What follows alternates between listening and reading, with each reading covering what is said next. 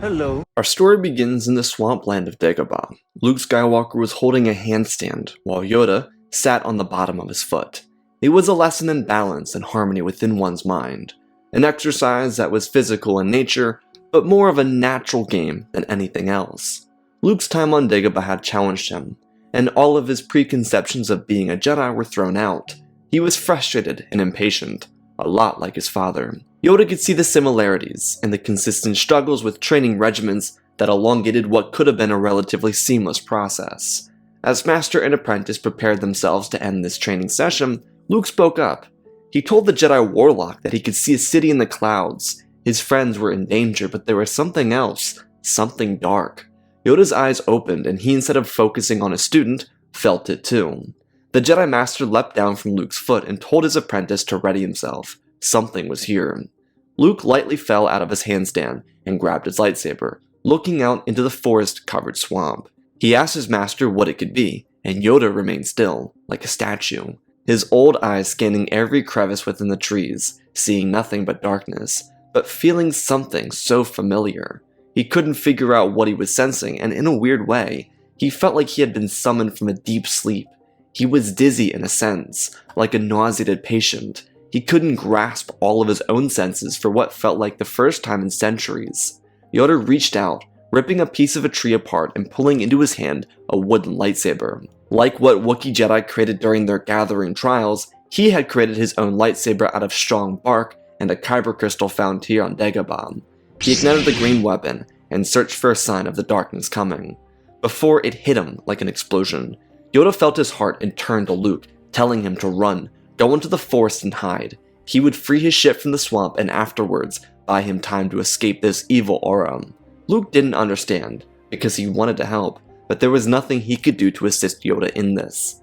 Before Luke could move, blaster fire erupted. Dark troopers poured over the trees and limbs, but Yoda's saber skills, despite not having been used in 20 years, were still optimal. He leapt into the air, blocking a shot backwards at the death troopers. One of them dropped to the ground as their comrades called out orders to each other in some broken dialect. Luke's saber ignited as he tried to replicate the same actions as Yoda. He defended himself, but didn't land any shots back on the aggressors like Yoda did.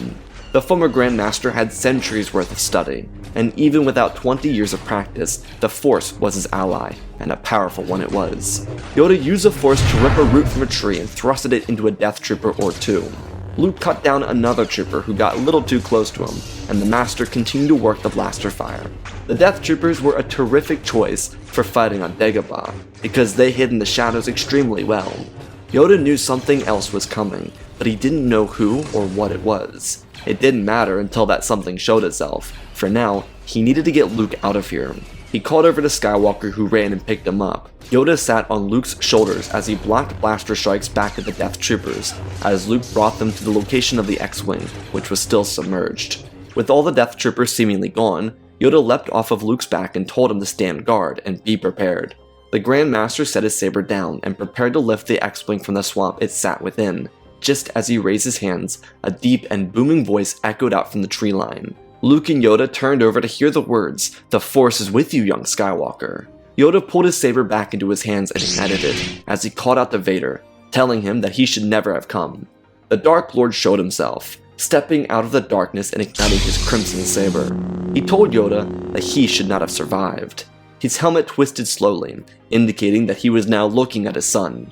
Vader told Luke that he could be a useful ally, one that could join him and help him rule the galaxy together. Vader's hand outstretched from his body, telling his son to join him. Luke's heart fell into his stomach. All at once, the vision inside the cave revealed the truth. He was the son of Vader, the son of darkness, and all that meant for him is what he would become. Luke's hand tightened around the saber, because it was impossible, but even with his limited understanding of the Force, he could sense Yoda's guilt not far from him. The Grand Master withheld information from Luke in hopes to protect him, and now, he was the most vulnerable he had ever been. Yoda looked up towards Luke and sighed heavily, nodding his head, before telling him that it was never meant to be his burden to bear. The corruption that stripped Anakin Skywalker from his life had done irreparable damage to the galaxy. Luke was the final hope of the Jedi, but the burden of his father's mistakes were never meant for him. Vader cut through the air, stepping forward softly, telling Luke that the Jedi lied. Their path was one for the weak, and he could sense great power within him. It was something the Jedi feared. He tiptoed closer, crushing branches under his heavy boots with each step. The mask became more visible, with green and blue sabers reflecting off of its dark aura.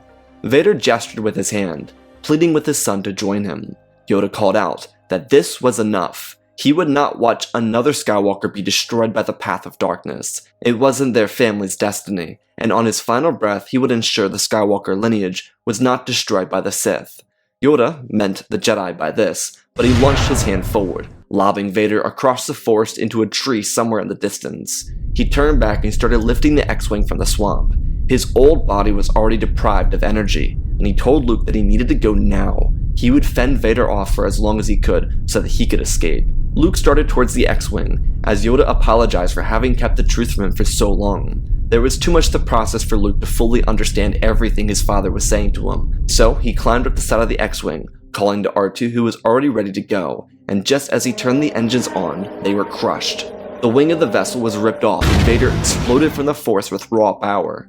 Yoda leapt into the air and defended himself, before being thrown across the clearing into another tree. He looked at Vader, who stormed towards him, 20 years of hoping for this moment to finally find him. The Sith Lord slammed his saber into the ground to scare Yoda, but the Grand Master held no fear. He watched his enemy approach him, and told Vader something that made him remember Kenobi. If Vader struck him down in anger, then he would always be with him, just like his master. Vader raged, swinging for Yoda, and just before he made contact, his forearm was cut off by his son. Luke pointed his saber at Vader and told him to leave his master alone. The Dark Lord twisted around, reeling from the pain but thriving off of it. He picked his saber up with his dominant hand and held it, while using his stub and pointing it towards Yoda, lifting him off the ground with a forced choke. Vader told Luke that his master's death would now be painful. Yoda's legs hung suspended as he kicked for air. Father and son then engaged in a duel. Despite only having one arm to fight with, Vader bashed every attack away from him. He wasn't going to underestimate his son, because even a foe with a lack of knowledge wasn't worth giving the benefit of the doubt to. He parried a lot of the strikes from Skywalker, watching him get more and more irritated. Red and blue lit the swamps of Dagobah, as Luke continued aggressively swinging for Vader, trying to save his master. The Sith Lord continued to maintain a strong position, slipping every strike and bashing every counter. He was very unfazed by the loss of his forearm, until the snap of Yoda's neck could be heard. Vader stepped away from a strike made by Luke before using the Force to throw his son into the tree next to Yoda's corpse. He told his son that the dark side was all-powerful, all rewarding, and if he wanted any chance at surviving, then he would surrender now. There was absolutely nothing he could do to escape Dagobah without his help. Luke looked over to Yoda and grabbed his body to check for a pulse, but he was completely limp, without a heartbeat. Young Skywalker yelled out to his father, how could he do this? Vader extinguished his lightsaber and pulled Luke's into his hand, telling his son that there were realities to the Jedi that he was never privy to. Yoda's perspective was a lie of a truth he had faced on his own. He turned to the Death Troopers still in the forest, requesting them to collect the astromech, the Grand Master's corpse, and bring his son to him. Luke reached for his pistol and fired a couple shots at his father, who turned back and palmed each of the shots with his hand before pulling the pistol and crushing it, tossing it to the forest floor and shaking his head. He pulled the Anakin Skywalker saber from his belt and looked at it once more, telling Luke that he would learn soon enough the true power of the dark side. Vader's cape whipped around behind him as he stormed off into the distance. R2 could be heard shrieking as he was stunned not far from the clearing, and before Luke could react, he too was stunned, and brought with the crew into the shuttles they had arrived in.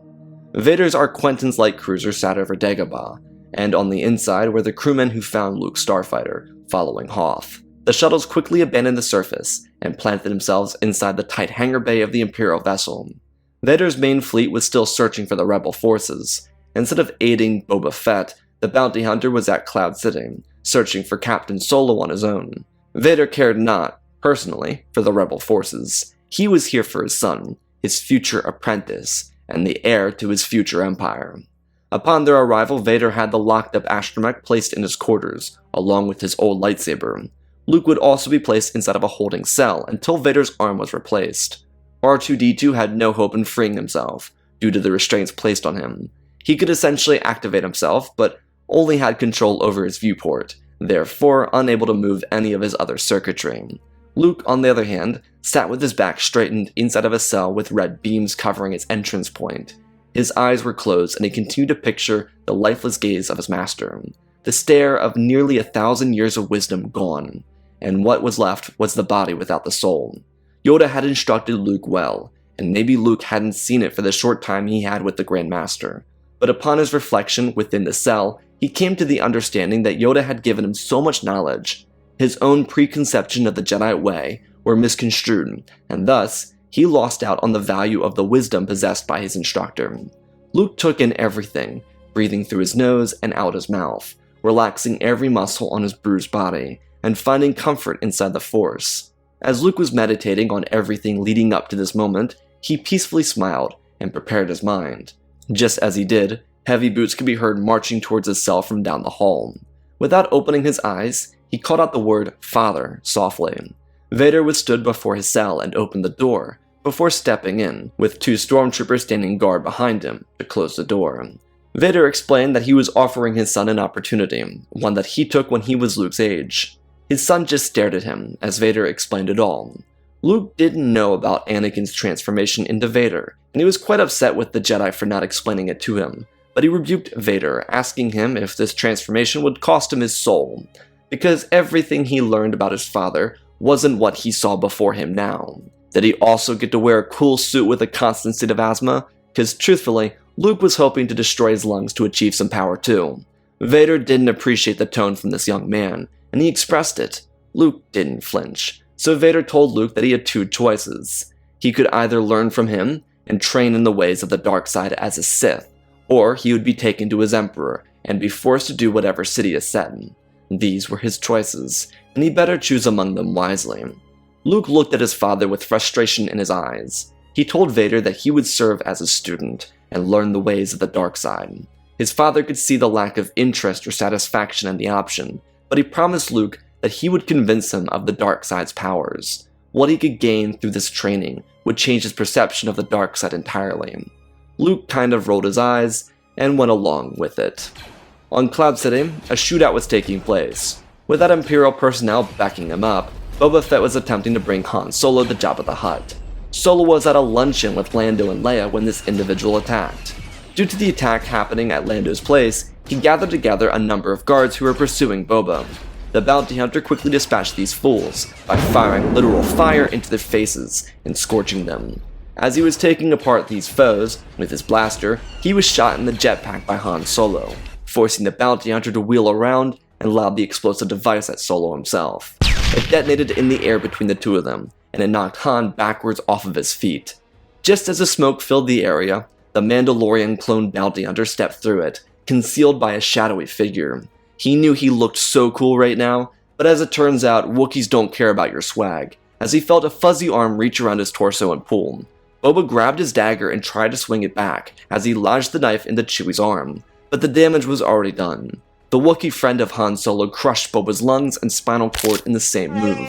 Chewie also howled in pain, but was able to point his crossbow to Boba's face and exterminate the pest with a final blow, one that had the Wookiee warrior chirping with glee, despite his pain. Lando ran over to make sure Chewie was alright, as Leia helped Han off the ground. He brushed his hair to the side, and made a snide remark about having burnt his hair, and that made Leia smile. With Boba out of their hair, literally, Lando told the group that he would love for them to stay longer, but if Boba found them here on Bespin, then he needed them to go. Luckily, the hyperdrive inside the Falcon was fixed, so they could go and regroup with their rebel fleet. Han, Leia, Chewie, and 3PO were concerned for Luke, but they all believed he was training with Yoda right now. They just hoped that they might reconvene with him soon. On a barren moon landed an Imperial shuttle. Vader stepped out as he told Luke that this moon was called Pigeon. It was located off his second encounter with Kenobi. Luke looked to his father with curiosity, as Vader stepped out from under the shuttle, looking at the barren lands that sat before them.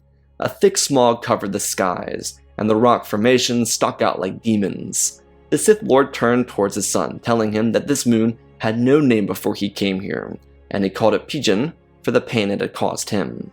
He lost to Kenobi here, and for the past 10 or so years, he returned to this very location to fight his inner demons, to become even more powerful as an asset to the Empire. Mustafar housed all of Vader's greatest struggles and his greatest failures, but here on Pigeon was a reminder of what he had become. The Sith Lord told Luke that he would break down every Jedi teaching the old fool taught him and show him the ways of the dark side. Through this training, they would become unstoppable. Vader stepped towards the rock formations and tossed his old saber back towards Luke, expressing that once they were unstoppable, they would destroy the Emperor and take over the Empire. Little did young Skywalker know that his father had tried this exact same trick on Padme, except she denied it, seeing the vicious change her husband had undergone. Vader told his son to pick up the weapon and face him. They would spar, because it was something Yoda could not teach him, and despite his attempt on Dagobah, it wasn't enough, and it wouldn't be enough to destroy Sidious. Before they engaged, Luke wanted some answers for how they were able to track him to Dagobah, and the Sith Lord expressed that there was a tracker on a ship, but it was destroyed in hyperspace. However, the tracker connected to Luke's emergency contact system, and when he crashed in the swamp it must have activated. Due to the amount of time Luke was on the planet, its activation must have come from a seafaring creature accidentally hitting the emergency trigger. Luke grabbed the saber that Obi-Wan gave him and stood up, igniting it, and watching his father, who didn't even use his weapon, stand there. He told his son to step forth, and Luke did. He swung at his father, hoping to kill Vader and return to the rebellion with his head. But his father avoided his strikes, using the Force to dodge him and throw his jabs away from his body. Every move Luke made was countered with an act of the Force, but Vader launched his son from his feet and told him to use his fury. This foolish behavior would never amount to success. He was showing nothing but weakness, a weakness that existed within every Jedi he had ever killed. Vader's saber ignited, telling his son of the same expression he saw on every individual's face when he killed them. They were nothing. He was all-powerful. He towered towards his son, and Luke scrambled to his feet as he defended a strike from the metallic monster. Luke was thrown back to the ground, and Vader continued his pursuit. Fragility breeds weakness. The light cowers from power. Everything he was taught was to be a failure. Their weapons collided again, and Luke stumbled, tripping over the dust, slipping beneath his feet. He felt fear and terror, watching this monstrosity beat him back in every way. Luke tried to hold his own, but he couldn't do anything against his father's immense strength. Vader told Luke to harness that fear, turn it into power. Everything negative, fear, pain, suffering, agony. It was a tool for them to use to exploit. The path of the Sith was victory. Luke bashed his saber back at his father, who reciprocated the strike with a blinding counter, one that had Luke rubbing his eyes on the ground. Vader didn't strike Luke directly, but he gave him a genuine scare. He swung so close to Luke's face that all he could see was red. Vader shoved his son. Peace is a lie. There is only passion, telling his son to use that passion. Luke swung aggressively, without even knowing where his father was, relying on the Force to guide his strikes. Vader defended it, leading the shrieking of their sabers to inform Luke that he was on the right path. The Dark Lord told his son to use that passion as strength, and that strength as power. Their blades connected again in one huge slam. Vader stepped back towards the formations behind him. Through such power, Luke could find his victory. Their blades connected over and again, slashing and across. Young Skywalker still couldn't see, but through victory his chains were broken. The Force was freeing him.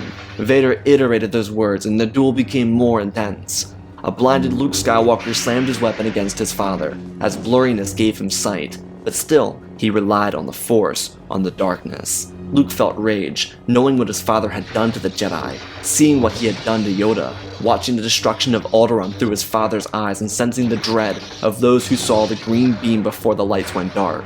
Vader's openness was allowing Luke to feed off his own dark actions. Luke hadn't seen the Temple or Order 66, but he saw enough lives taken to feed off of them. From the Force his chains were broken and they set him free. Luke crushed his saber against Vader's before spinning back and lifting his hands, cracking the ground under his father and launching the Sith Lord through the air and into a rock formation behind him. Luke fell to his knees, seeing in his mind's eye a rock tower crumbling over on top of his father, who he had thrown through the rock formation. The saber of Anakin rolled across the ground, and Luke smiled to himself. True power. This was just a beginning. The training of the Chosen One's son would consist of his transformation from light to dark to black heart. Skywalker, or as his father referred to him as Lord Zun, heir to the Empire, grew exponentially under his father's guidance, with purge troopers, death troopers, and a variety of other training troopers being used for his training. Vader took everything Anakin used with Ahsoka and only went faster and more intense. Without raging battles to be a part of, and the continuous hunt for the rebellion to plague the Imperial military, Vader's presence wasn't needed by the Emperor. Sidious had begun to assume someone else was under his apprentice's wing, but there was no confirmation. The only thing he had was a prisoner from Dagobah, being launched out of an airlock. Besides that, there was nothing else for Sidious to cling on to as proof of what Vader was up to. Luke's trip through darkness was completed entirely on the moon of Pijan. He had no contact with anyone but Vader, and the mindless drones who fought him. Vader didn't exterminate these loyal dogs, as they were gifted positions in the coming Empire for their loyalty to him and his son. Vader was building a small coalition of enforcers to be loyal to him and to Lord Zune. Due to this seclusion, especially for Vader's trips out of system, Luke was forced to train with forces sent to kill him. Vader hired a number of bounty hunters, Jedi killers, and more to find Luke and cut off his head. Of course, he didn't want his son to die, but these were tests for his apprentice, so he didn't become complacent and slip back into the path of righteousness. There was too much to gain from being a Sith, and Vader wasn't going to let his son waste his life away in pursuit of a dead religion. Once Sidious died, the Sith could be destroyed. Until then, their lessons were necessary for victory against the Emperor. The rule of two would conclude with Palpatine's head being removed and planted on a pedestal before the people of the Empire. Luke's time on Pijan was about a full year since the Battle of Hoth. He had asked about his friends, but Vader never responded, leaving Luke with no answer and very little hope. Vader selectively chose to not respond, because by giving clarity or resolution, Luke could find his own peace. Without an answer or potential truth, he was left with constant curiosity, a true poison of the tortured mind. Young Skywalker transformed overnight from hopeful Jedi to brooding Sith acolyte. His power was only amplified by being around his father, an individual who pushed him harder than anyone had in his life. Being at the spot where Obi-Wan beat Vader only encouraged these feelings. Every ounce of rebellious nature showed towards Yoda on Dagobah was transformed into a vicious monster, one that would enact whatever Vader told him to do. Without having left Pijan in the span of the same year, Luke wasn't battle-tested on civilians. Vader was simply hoping that his son learned everything, and would appropriately take these lessons seriously and with true honor. The Rebel fight hadn't changed much, realistically the major difference being Han Solo's presence during a few fighter missions. With the Ghost of Millennium Falcon flying for the Rebellion, they were an unstoppable force in the fighter game. No one knew where Luke was, and Leia had gone out to try and find him a couple of times with a Rebel clone pilot named Omega. The two of them bonded really well, but they always came up short looking for Skywalker. It left his friends feeling hopeless, but such feelings were transformed into determination. Their internal motto between the three of them became, "Do it for Luke." When the young Lord Zune arrived at his master's Executor Star Destroyer, they were preparing for a trip to Endor. R2-D2 was still inside of Vader's quarters, and Luke stood silently on the bridge of the ship. The Imperial March played during every promotional piece of media for the Imperial military just bounced in his head as he looked at the Grand Fleet. If only their purpose was sincere. Luke believed Sidious was a plague on the galaxy, just as his father had instructed him, but in his silence, he was curious how his old friends were doing. Luke knew for a fact that R2 was inside the Executor, so while Vader was taking a briefing from Imperial strategists, Luke searched for his friend. The darkened and cold heart of Luke found warmth when he laid his eyes on the blue astromech. R2 hadn't been awake in the same amount of time that Luke had been gone, so both parties were equally as happy to be found by each other. Luke set the droid free after giving him a black paint job to make him fit in. Skywalker then abandoned his father's quarters, squeaking out just before Vader took a call from his Emperor. When Luke returned to the bridge, he considered everything he had been through during the past year. It had been an arduous journey, but he was now stronger than ever before. He stretched his hands out by holding them together before his chest. The veins were defined in agony. Bruises lay on his knuckles, and a scar protruded from his wrist just under the sleeve. Luke stared out into the abyss of space. His father, not so long ago, wished to visit every star out there, and perhaps Luke once felt the same himself. In the reflection of the viewport, he could see his aunt and uncle's burnt bodies, and the dreams they told him not to live. Instead of using their pain and their deaths as fuel for an already burning inferno, he felt sorrow. Their dreams for him were not of this, and surely if his mother had lived, she wouldn't be either. Luke's hands fell to his sides, he released a deep breath. Through every instance of his training with Vader, he had used his short time with Yoda, and he didn't realize it. Now in the ambience of the Imperial Command deck, not fighting for survival, he could really grasp what the former Grand Master had done for him. Even in the darkest of days, the sun still shined. It was clouded, hard to see, but Luke could feel it residing within him, because the blueprints planted had been in hope. A tear slipped from his eye, seeing back to every individual he had hurt over the past year. Sure, it was their jobs to train him, and sure, they were Imperials, but there was hope that anyone could be changed. If not himself, then the galaxy. He believed with the entirety of his heart that he would see the day that the sun shone on a galaxy gasping for air. A day that felt so impossibly far away was not far from their grasps. As he thought these feelings, his father walked beside him and told him to prepare to meet the Emperor. They were going to the Endor system. Upon their arrival, something had changed, and Vader didn't realize it, but his son had vanished. Impossible to find on a tight schedule, Vader departed from the Executor to face his master in person for the first time in the past year. He would face torture at the hands of his evil mentor. Sidious correctly assumed that his student had trained another, and while Vader never confessed to such things, something had happened. Something changed. Vader was left in agony after being electrocuted for what felt like hours. In the end, though, Sidious would turn his throne to face the abyss of Endor's atmosphere. Where were the rebels? As it turned out, Luke's warmth towards R2 had just saved the rebellion. The blue astromech hacked into the Imperial database of the Executor and downloaded the entire counterattack plan that Admiral Piet was meant to follow. Some other important information was layered into this, all of which R2 was able to relay back to Princess Organa, who called off the attack at Endor and made a counter elsewhere in the galaxy. Due to the way the combat and war was going, and the stirrings at elsewhere, the Alliance made a strike at the currently unprepared fleet on Coruscant. They still had a massive fighting force, but it was lacking the Executor, the Death Star, and most importantly, the fleets that traveled to protect the Emperor and his little pet Vader. And they were also missing the very crucial Gallius Rax, who was currently at Kuat getting his superstar dreadnought retrofitted with newer shields, which left the planet wide open for an attack. Luke and R2 would not be joining this attack. They had other plans. Sidious would eventually learn of this assault after nearly killing Vader and realizing that someone had betrayed them. Admiral Piet would die following the revelation that there had been a data breach from within his flagship. Gallius Rax would almost die after informing the Emperor of his current location at Kuat.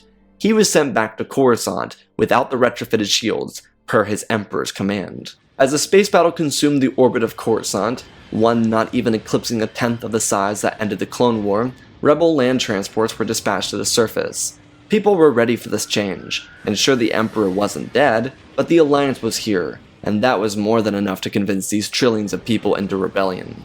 Combat on both fronts were intense. The Ghost maintained operation over the skies of Coruscant, with an elite squad of A-Wings, while the Falcon assisted with deterring Imperial fighters in orbit. The fighting was grueling, but Admiral Akbar knew that the key to winning this battle was breaking past the initial defenses and making a push for a counter-move behind the wreckage of the Imperial fleet. Inside the second Death Star, still at Endor, Sidious rose from his throne and stepped over Vader's body, telling him that they would return to his problematic student later. He had to make an imminent return to Coruscant, so that Operation Cinder could go into effect. They may have not lost, but they would stoke fear into the hearts of the entire rebellion. Sidious Lee would unknowingly slyly escape Luke before he could trap him inside the throne room. The Emperor left Vader behind because he intended to make him wait before he died. The unexpected death that would make Vader's end so meaningless. But until then, he needed to save his empire as he returned to the Executor and made a move for Bis, where the Eclipse's final parts were being constructed. The weapon itself was fully finishing over Kuat, but he would arrange for the vessel to meet him at Bis so he could finish there. Just as Palpatine left the throne, Luke rushed in from an opposite corner, launching his crimson saber through the bodies of the few guards as he did. R2 was elsewhere inside the ship, triggering some technical difficulties that would detonate the vessel, hopefully. As Luke rushed up the throne steps, he found his father lying on the floor, like a pathetic husk of Sith power. He asked Vader what had become of him, and the Dark Lord twisted out a few words. Vader wanted his son to save him, so that they could destroy Palpatine, and Luke shook his head. Everything Luke had been through wasn't to be a Sith, it was to destroy them and the empire they created. He pointed the crimson saber at his father and inched closer, kicking Vader's weapon away from him. The Sith Lord saw this as the moment their rule of two concluded. As a Sith, his son would strike him down and become what he couldn't due to his failure on Mustafar. But Luke didn't quite see it in the same respect. He told his father that he wouldn't kill him. The Sith had plagued their family more than enough, and he was no Sith, despite the darkness that coursed through his veins. He looked away and told his father that instead of serving him, Vader would help his son save his friends. Afterwards, they were to never speak again. The hope Luke had was in the galaxy, not in the individual. If the collective could change, then maybe the individual had hope. But in his mind, it could not start with his father. Across the galaxy, the Rebel fleet shielded itself in the wreckage of the Imperial defense over Coruscant. Their defenses held, but not long enough for Gallius Rax to arrive. The Superstar Dreadnought dropped out of hyperspace and fired its long-range cannons at the Rebel fleet, but in their hidden location, they were pretty much safe. Out from the city skyline flew General Syndulla's fighter fleet, as they moved from the relatively secured capital of the Empire to the orbit to take a strike at Gallius' flagship. The problem the Grand Admiral immediately found was the lack of support he had. His dreadnought had not gone to Kuat with a supporting fleet, because there was no need to in between these two systems deep in the core. The drive yards also could not afford to send their forces to Coruscant in the case that there was a counterattack. So the Super Dreadnought was left without any of its supporting ships, making it extremely vulnerable to attacks from Rebel fighters, which came in two major groups. The massive guns on the vessel tore away at the shields of the Rebel fleet, but once the Falcon, Ghost, Y-Wings, and B-Wings got there, they were doomed. Gallius ordered all fighters to defend the ship, but it was pretty ineffective by the time they got out of their hangar bays.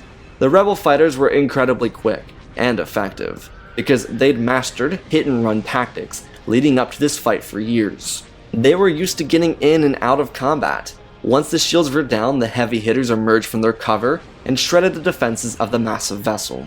The Rebels were able to finish it off, but they weren't out of the clear, one that would force the Alliance to endure a siege.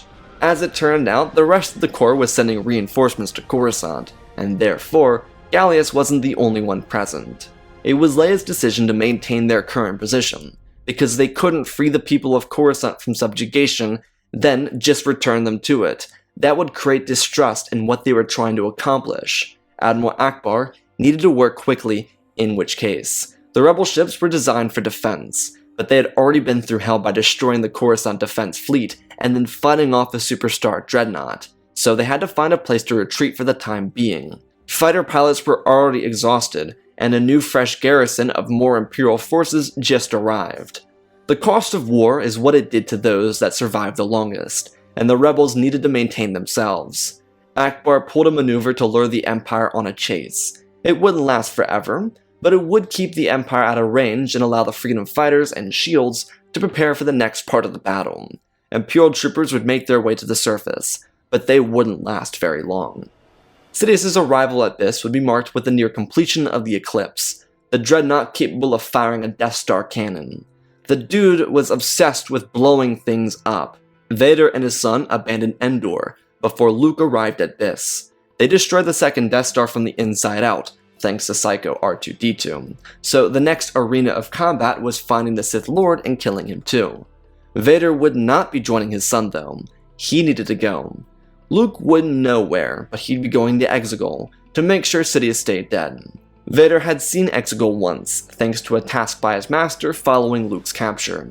It was one of their many hologram calls over the past year. Luke was therefore left with the choice to fight this monster alone, and he was ready for it in his mind. Deprived of seeing everyone, deprived of a loving mother and father, and deprived of a galaxy that shared compassion, he was ready to end Palpatine. R2 and young Skywalker would arrive at this before the Sith Lord abandoned the space station. He was able to slip into an opening in the hull as they were attaching some pieces of the Super Destroyer. The Eclipse was massive, but this also made it easier for Luke to get into the actual vessel, because all of its operating systems weren't functional yet. On Coruscant, the Rebel Alliance re-engaged with the Empire, and the space battle expanded into a much wider conflict. People from the surface used whatever weaponry they could get, some being orbital cannons, others being personal starships, and they all joined the fight. This was for the heart of the galaxy, Coruscant needed to breathe again. On Exegol, far away from this, Vader was finishing his son's mission, because he believed that to fully destroy the Sith, it started with their old order. Maybe he would turn, maybe he wouldn't survive, but all he knew is he loved his son, and he wanted to make a positive change in the galaxy for said son. And back on this, Luke and R2 rushed through the corridors of the lightly filled Eclipse. Imperial personnel were just getting to their stations. Luke, during their trip through hyperspace, had done some light work. His crimson saber wasn't nearly as dark. It was now a deep emerald green, signifying his change from complete darkness to a lighter iteration of this. This was not the full light. It was simply a transformation within Luke, one that rejected what his father taught him, but accepted what those teachings could do for Luke and for the galaxy. Young Skywalker could feel the deaths of thousands across the cosmos. Between the second Death Star and the Battle of Coruscant, he decided that he needed to feed off of this for his own victory here. Sidious would, so why shouldn't he? Luke rushed through the corridors, slicing through unsuspecting stormtroopers, before breaking into the throne, where he broke the necks of the two royal guards watching over their emperor. Skywalker stormed up the steps and told Sidious that his reign was at an end. The Dark Lord of the Sith didn't recognize Luke, and therefore was confused by his motivations, or why he was even here. He had no part in this story. Luke ignited his lightsaber, and Sidious called him a Jedi? Luke shook his head. He was a knight of his own cause. One cause that resulted in Palpatine's head being placed above the people of Coruscant in celebration of his demise. Sidious smiled. This was fun. A new Force sect. How original. He laughed to himself, standing up and looking at young Skywalker. He told the individual that he would meet his end here, and everything he dreamed of would be replaced by terror. Luke spun his saber in his hands, and Sidious fired electricity at him.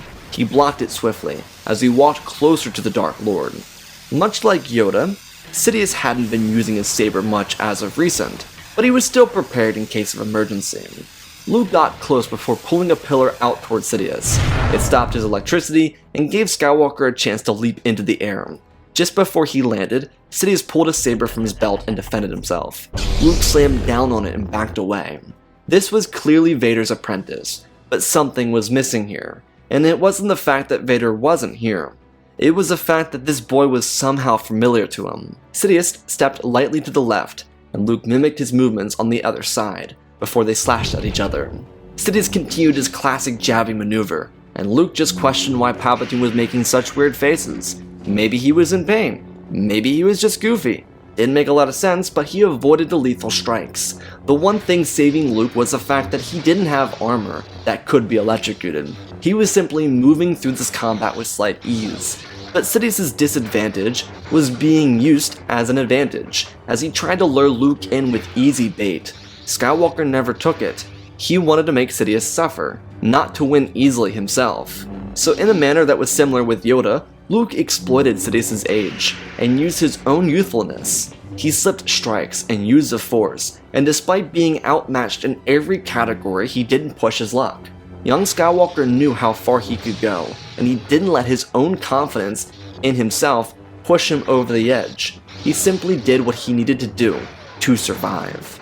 Sidious felt his body weakening, and he tried to call for reinforcements, but R2 was elsewhere in the vessel causing havoc, because they didn't need Luke distracted from destroying the Emperor. Their blades crossed once more, and Sidious felt weaker than ever, but Luke didn't bite. He just slammed his weapon down on Palpatine's again and again. He then stepped away, allowing Sidious to jab at him, but a miss. Luke used the Force to shove the saber back into Palpatine's hilt, before swinging down across his chest, dropping him instantly. The Eclipse would become Luke and R2's objective, and through some really difficult work, they would capture it. The Superstar Dreadnought would be the final asset, leading to the victory at Coruscant. Its super laser would destroy another Super Dreadnought, crippling the Imperial counter. The move would blindside Rebels and Imperials altogether, but the Alliance would capitalize off of it. Luke didn't consider what happened to Vader, but his father had assisted in the destruction of the Sith himself. He ruptured the core of Exegol, destroying the planet and the Sith altogether. Luke and Anakin would reunite someday, but before that ever came, Skywalker would be celebrated as a hero for freeing Coruscant and killing Palpatine. Luke's reunion with Han, Leia, Chewie, and 3PO would be his everything. It filled his heart with such warmth that he really saw what darkness did to him. His journey from light to dark, from dark to even darker, back down would be the key to helping him find himself. The institutions before him had concepts and ideas that were strong, but his journey had gifted him perspective neither side came to grasp. Following a very long and drawn-out conflict with the Empire, Luke would set his sights on a new direction, one in the creation of a new Force order. He called it the Grey Knights. It was a sect that he hoped would replace what the Jedi had done, and take care of the people in the cosmos. He'd be with his friends for years before ever beginning this endeavor. By the time it started, he believed his father had died, and he was at peace with it. While much of his family legacy was unknown, he did know that he and Leia were siblings, thanks to Obi-Wan, which made the two of them a lot tighter. But the beginning of the Grey Knights would be through a combination of lessons Luke understood from his time with Yoda and his time with Vader. These respective visions created what Luke thought to be the perfect order. Without searching for ancient relics of the Jedi or the Sith, Luke was able to welcome in new members early on. He learned from his failures and became better because of them. This didn't result in the end of the Jedi, for Cal Kestis, Ahsoka Tano, Sabine Wren, and Ezra Bridger still believed in their ways, through various interpretations. Luke's path allowed him to grow his sect with relative ease and excitement. It was new, and not reliant on tradition, therefore fresh for himself and those who joined him, just like the New Republic, which had fully defeated the Imperial regime. Luke would find Vader on his journey as a great adept of the Grey Knight Fellowship. His members had picked the name of Great Adept, not himself. Luke's interaction with Vader would be semi-pleasant, as the former Sith Lord had reclaimed the name Anakin Skywalker. Father and son would make amends, especially for what Vader had put his son through on Pijan. Now though, with the banners of the New Republic soaring over Coruscant and the galaxy, they would resurrect hope in the galaxy together, light and dark, within their hands as a sect, and it would become a beacon of hope in the cosmos for centuries to come. And that, my friends, is our story. And special thanks to all the patrons: Benjamin Wells, Ozpin, Angel Dust, Alexander Reese, The Beginning and End, Jack Silver, Prismatic Warlock Master, Lyndall Asher, Smoobs, There Are Cars, Darth Vitiate, Seju Jagger, Groot 36, Hunter Belden, Rosebird, General Alexander, Robin Roberts, Blackie Chan, Django Fat Clone, Nick 5098, Ben Ingram, The Big Red Pyramark, Diamond Constant, Darth Nemesis, Lord Tibbs, CC2024, Galvin Gaming, Tristan, Mandalore, Sir William 1767, Darth Revan, Grandaddy Bane, Laliant, Sky Guy, Penguin, Cullen Rooney, Shark Midori, RJ38, Nick, Michael Erlanger, The Last Jedi, Apollo Weewo 670, Annika Stink Runner, CT7567, Toaster Oven, Oz of Oz, Darth Knox, The Eternal Padawan, Joshua Tem, Johnny DeGuin, Sansa Skeleton, Jedi Sloth, Mr. Yeet Gamer, Lord Calic, Youngling Slayer 66, Man Manu Studios, Anakin003, Lord Draken, Ford's Legacy Star Wars, Erebus, Rex the Wolf, The Man with 3 First Names, Darksing 46, Baron Joshua, and Lord Deadwing. For supporting the channel, smash that like button. Let's talk about this story. Damn, that was intense. So, yeah, this story is really just a Luke and Vader story, and that's what I really wanted to focus on. Obviously, you have that kind of like little side plot with Han and Leia and Chewie killing Boba, which you guys really liked Tyvoker killing Palpatine, so I was like, what if Chewie did that to Boba? I think it happened. A little acupuncture never hurt anybody, and it killed Boba, but try it out. But overall, I wanted this story, and I went into this story. Originally, I had a concept way back. Patrons have seen this thing pop up on the Patreon post for weekly uploads for forever, and I think I might be wrong with that. But this one I had an original concept for, and I just didn't like it, and I came back to it, and this is what I came up with. And I like the idea of having this Luke Skywalker that goes from light to dark to like a full dark Luke Skywalker, and before he leaves this moon, he becomes like, he kind of mellows out of it. Now the moon doesn't have an official name in the canon. I use Pijan, which is pain in Dutch, and I just pronounced it differently. Zune is sun in Dutch, kept it kind of in the family. Funny guy. But that was kind of my concept for Luke in the story.